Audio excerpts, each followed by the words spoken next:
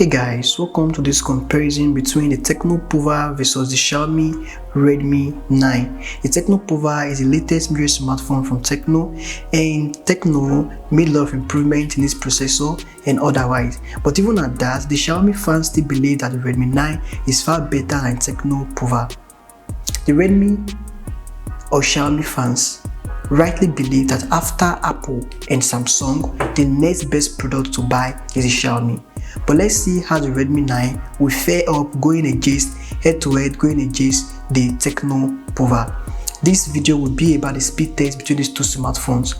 Please, if you do enjoy this video, do it to subscribe to Tecno24.